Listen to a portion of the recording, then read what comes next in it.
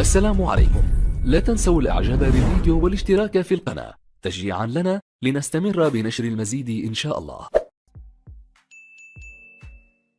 السلام عليكم ورحمة الله وبركاته. أهلا بكم مع موعد مباراة الزمالك اليوم مع الإسماعيلي في الدوري المصري الممتاز والقنوات الناقلة والتشكيل المتوقع لفريق الزمالك في مباراة اليوم، وإليكم تفاصيل هذه المباراة ولكن بعد هذا الفاصل.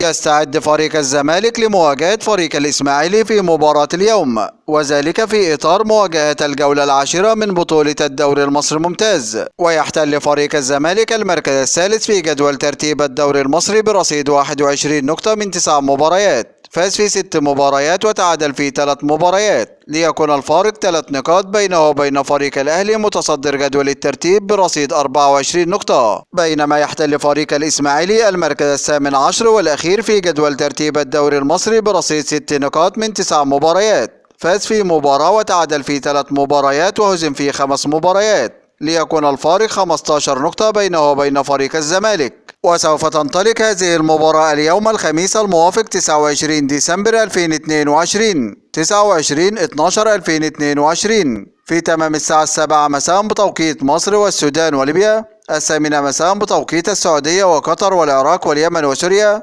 9 مساء بتوقيت الإمارات وعمان، 6 مساء بتوقيت تونس والمغرب والجزائر. وسوف تقام هذه المباراة على ملعب استاد القاهرة الدولي، وسوف تنقل هذه المباراة عبر قنوات اون تايم سبورت بصوت المعلق حاتم بطيشة. وإليكم الآن التشكيل المتوقع لفريق الزمالك في مباراة اليوم. في حراسة المرمى محمد عواد، وفي خط الدفاع أحمد أبو الفتوح ومحمد عبد الغني وحسام عبد المجيد وحمزة المسلوسي، وفي خط الوسط محمد أشرف رؤى ونبيل عماد دونجا وإمام عاشور، وفي خط الهجوم يوسف أسامة نبي وأحمد سيد زيزو وسيف الدين الجزيري. هذا كل ما لدينا عن موعد المباراة، وانتظرونا في موعد مباريات قادمة بإذن الله تعالى، ولا تنسوا دعم الفيديو بلايك والاشتراك في القناة وتوقع نتيجة المباراة في التعليقات أسفل الفيديو. دمتم في أمان الله، والسلام عليكم ورحمة الله وبركاته.